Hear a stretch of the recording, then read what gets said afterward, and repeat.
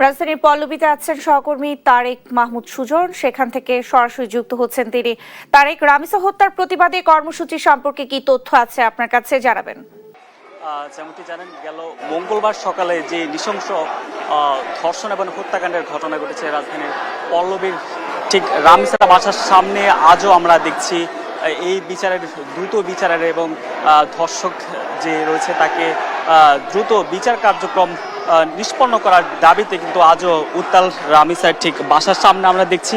সকাল থেকেই এই জায়গাটিতে নানা শ্রেণীর পেশার মানুষ জড়ো হয়ে তারা বিক্ষোভ করছেন এবং তারা যেমনটি বলছেন, এমন বর্বরোচিত যে ঘটনা, সেই ঘটনার পুনরাবৃত্তি ঠেকাতে দ্রুতই রাষ্ট্রকে কার্যকর পদক্ষেপ নিতে হবে এবং তারা কিন্তু রামিসার বাসার সামনে পুরা সড়ক জুড়ে নানা স্লোগান দিচ্ছেন এবং বিচারের দাবি জানাচ্ছেন। এবং তারা যেমনটি বলছেন, এই ঘটনা আর যেই এই যে নৃশংস ধর্ষণ এবং হত্যাযজ্ঞ, সেটি সারা বাংলাদেশের প্রতিটি মানুষের হৃদয়ে আসলে কন্দন ঘটিয়েছে এবং তারা বিক্ষোভ প্রকাশ করছেন এবং তারা যেটি বলছেন, এই রামিসা সহ অন্যান্য যে শিশু ধর্ষণ এবং হত্যার বিচার দ্রুত শেষ করতে হবে এবং এই যে বিচার প্রক্রিয়া, সেই বিচার প্রক্রিয়ার যে দীর্ঘসূত্রিতা, সেই দীর্ঘসূত্রিতা কমিয়ে আনতে হবে। এবং তারা যেমনটি বলছেন,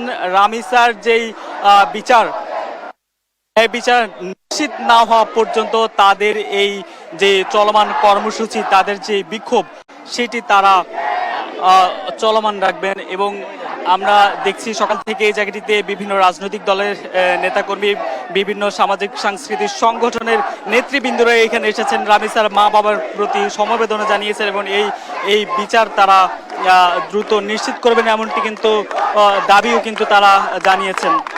এবং একটু যদি বলে রাখি, আমরা দেখেছি এই যে রামিসার যে বাড়ি মিরপুরের পল্লবীর আশেপাশে পুরো এলাকায় কিন্তু ব্যানার এবং পোস্টারে ছেয়ে গেছে। সবাই কিন্তু এই হত্যাকাণ্ডের বিচার চান এবং আমরা মসজিদেও দেখেছি যে নামাজের পরবর্তী মোনাজাতে তাদের জন্য দোয়া করেছেন। এবং আমরা যদি কয়েকজনের সঙ্গে কথা বলি, এই যে নৃশংস ঘটনা আপনারা কিভাবে দেখেন? এই আপনারা এখানে আছেন, মানে কতদিন এভাবে, কি দাবিটা কি আপনাদের চাওয়া?